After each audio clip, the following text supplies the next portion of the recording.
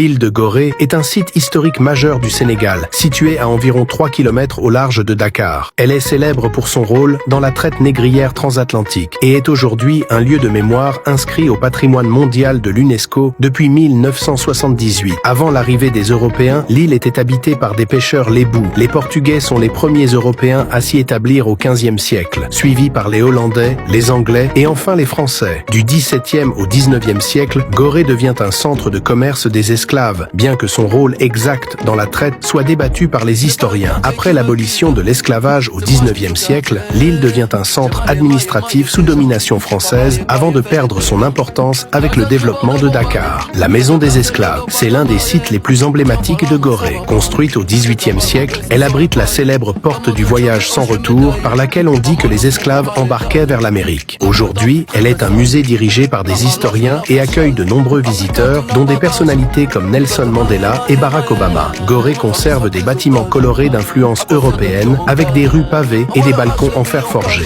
Musées et mémoriaux. En plus de la Maison des Esclaves, l'île abrite le musée historique du Sénégal et le musée de la femme. Gorée est un lieu de recueillement et de réflexion sur l'histoire de l'esclavage, visité par des millions de personnes chaque année. L'île est un lieu touristique et culturel, sans voiture, où vivent environ 1500 habitants. Elle accueille régulièrement des événements artistiques et intellectuels et reste un symbole de résilience et de mémoire pour le Sénégal et le monde.